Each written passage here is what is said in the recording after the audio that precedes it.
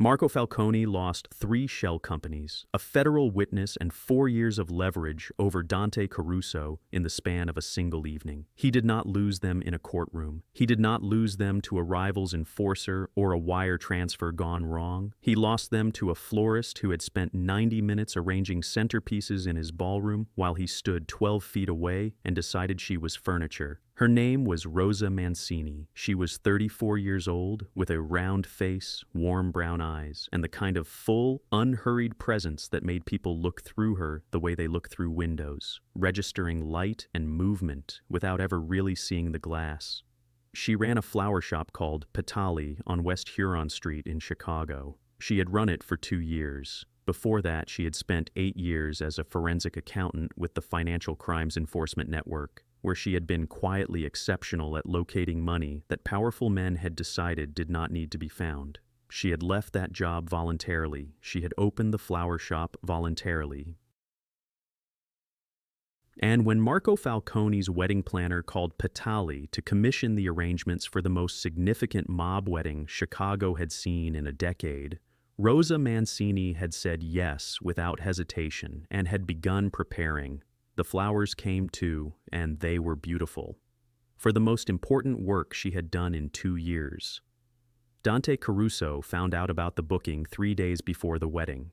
He made one phone call, and the person who answered told him things that kept him very still for a long time. He did not call Rosa. He did not warn her or attempt to pull her out. What he did instead was arrange to attend the Falcone wedding himself, which was not a small thing. The 2 men had not been in the same room in 4 years. The last time had ended with 2 of Dante's men in the hospital, and Marco walking away with the particular smile of a man who has won something he intends to keep wearing. Dante had not forgotten that smile. He arranged a table near the south wall, arrived with 3 men who looked like guests and weren't, ordered whiskey he didn't touch, and watched Rosa Mancini work. What he saw next would quietly dismantle every assumption he'd carried into the room about who he was dealing with. She moved between tables with the unhurried efficiency of someone entirely absorbed in eucalyptus placement and candle angles. She spoke to caterers. She smiled at the photographer. She was, by every observable measure, completely devoted to her job. What no one in that room noticed, not Marco's security detail, not the lieutenants circling the perimeter, not the wedding coordinator with her clipboard and her earpiece, was that Rosa had spent 3 weeks memorizing the guest list and mapping exactly which 4 tables would carry Marco Falcone's most sensitive conversations. She was not circling the room randomly. She was executing a sequence she had designed in her kitchen with a printed floor plan and colored markers. Dante noticed. He watched her cross the room for the 3rd time and understood, with the clarity of a man who has built his career on reading other men's intentions, that what he was watching was not a florist. He set his untouched whiskey down and did not look away. The humiliation arrived at 11:15 in full view of 230 guests. Rosa was repositioning the head table arrangement, a cascade of white peonies and dark burgundy dahlias, when Marco Falcone appeared at her shoulder. He was tall and expensively handsome, the kind of handsome that has always had money to assist it. And he looked at Rosa the way he looked at room service carts, briefly and with mild distaste. "You're blocking the shot," he said. Rosa stepped back immediately. "Of course, I apologize." Marco tilted his head. Something shifted in his expression, the particular shift that happens in men who have an audience and have just decided to use it. His brother was nearby, 2 cousins, the photographer. "Tell me," he said at a volume designed for the nearest 4 tables. "How exactly did you get behind there? Did you take a running start?" The laughter came in a wave, not everyone, but wide enough. The wedding coordinator looked at her clipboard. The photographer studied his lens. Marco's brother smirked into his champagne flute and said nothing, because saying nothing was the same as laughing and carried less risk. Rosa Mancini did not move. She did not flush. There was a change in her eyes, but it was not the change Marco expected. It was not shame or the precursor to tears. It was recognition, the expression of a woman who has anticipated something arriving exactly when and how she knew it would. "The arrangement is secure," she said. The photographs will be beautiful. She turned back to the flowers. Marco stared at her back. He had expected retreat. He had expected the small, gratifying spectacle of someone diminished. What he received instead was the complete absence of a reaction from a woman who had decided, long before she walked into this room, that nothing he said would reach anything real, that everything he saw of her was a surface she had chosen to show him. Dr. Linda Hartling's research on humiliation, developed through the Jean Baker Miller Training Institute, draws a critical distinction between shame and humiliation. Shame makes people turn inward, accepting degradation as deserved. Humiliation, particularly public humiliation directed at someone who knows they have earned nothing of what they're receiving, tends to produce something entirely different, a cold, strategic fury that the humiliated person conceals precisely because concealment serves them better than reaction. The most dangerous person in a room is often the one who has just been publicly insulted and shown no sign of it. Rosa picked up her toolkit and moved to the next table. Dante had watched every second of it from the south wall. He set his glass down with a care that was almost gentle and filed Marco Falcone's performance. The easy, theatrical cruelty of a man who had never once considered what it costs to live inside a body the world has decided to dismiss. In the same place he filed everything Marco had ever taken from him. What he did not yet know was that Rosa Mancini had, in the 90 minutes prior, already taken most of what Marco Falcone was planning to keep. She moved through the remainder of the reception, the way water moves through architecture, finding every gap, leaving no disturbance. She stood near Vincent Paresi, Marco's financial director, while he argued in a controlled undertone with his wife about Cayman transfers that needed to clear before Thursday, or the entire structure became visible. She positioned herself 3 feet from Senator Arthur Dole, while he confirmed, in the careful language of men who think they're being discreet, that his vote on the Port Authority Committee was already arranged. She heard the name Simonetti spoken at 2 separate tables by 2 separate men in the same controlled tone that people use for things they are afraid of, which told her that Simonetti was leverage Marco was using against someone significant enough to fear. Rosa Mancini had total recall. She required no notes, she required only proximity, and she had engineered her proximity for 3 weeks before she walked through the service entrance that morning with 43 centerpieces and a thermos of coffee. Marco found her again near the east corridor at midnight. His tie was loosened. He had 2 men flanking him and the quiet, predatory mood of someone who has had enough champagne to stop performing graciousness. "You've been here long enough," he said. "Get your things. I have 2 arrangements remaining. I don't care. Leave." Rosa looked at him. Not long, just enough to take inventory. "Of course," she said. "I'll invoice the coordinator." She was nearly to the exit when Marco said, behind her, to the room and no one in it, "Send someone who fits the room next time."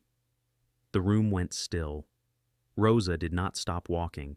She walked through the service corridor and out the side entrance into the November cold, and she stood on the sidewalk and reviewed everything she had built in the last 4 hours with the methodical precision of a woman trained to find the structure inside chaos. Then she took out her phone. "I'm ready," she said. What happened next was not revenge in any sense Marco Falcone would have recognized. It was something quieter and colder and far more permanent.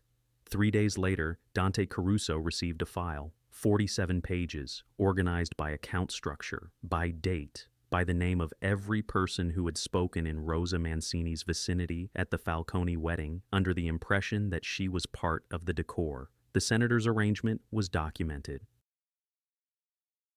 The Cayman account numbers were cross-referenced against known Falcone entities. The Simonetti leverage was identified, sourced, and mapped to the specific pressure it was applying to a specific deputy commissioner whose name Rosa had not heard once but had reconstructed entirely from what surrounded it. The file was signed R. Mancini, Patali Floral Design, West Huron Street, Chicago. John Gottman, across 4 decades of research into human behavior, identified contempt as the single most corrosive dynamic that can exist between 2 people.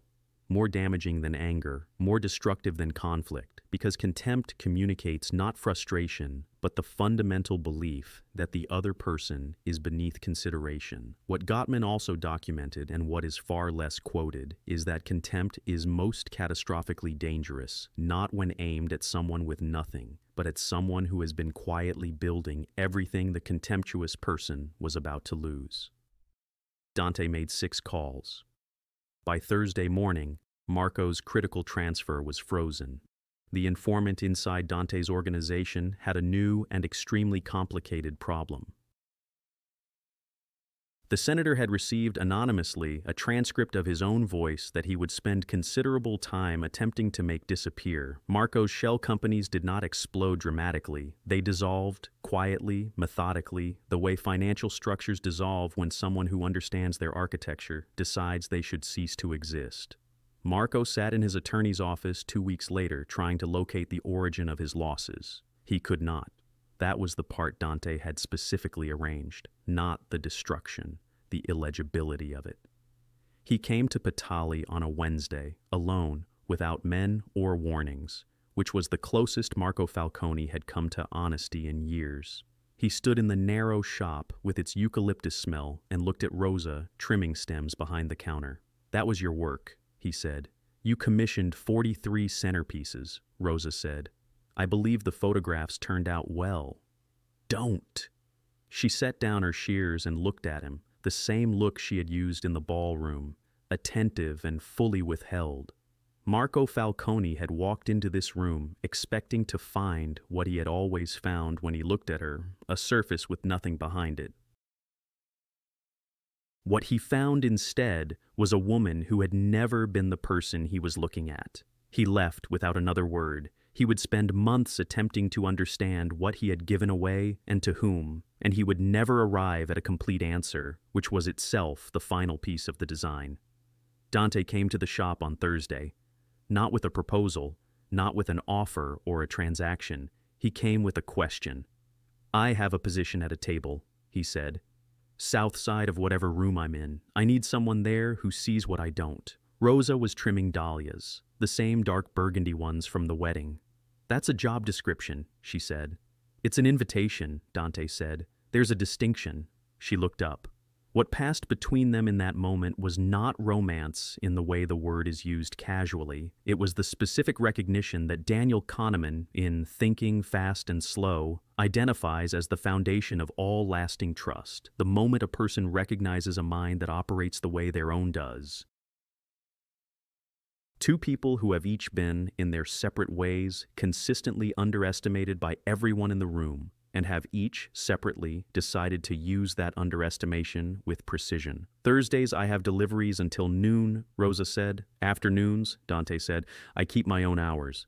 "Obviously," he said. She almost smiled, and didn't quite, and looked back at the flowers. Dante turned to leave and then stopped. "The dahlias," he said, "at the wedding. You chose those on purpose." Rosa turned one stem in her fingers. In the Victorian language of flowers, a system she knew entirely because she knew everything about her tools, dark dahlias meant a commitment made with full awareness of its risks. "I always choose on purpose," she said. Dante Caruso walked out onto West Huron Street into the November cold, and for the first time in 4 years, Marco Falcone was not what he was thinking about.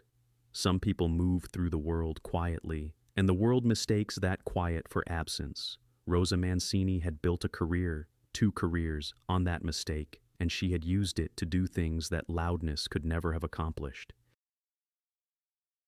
If that kind of precision resonates with you, the like button is how these stories reach the people who need them.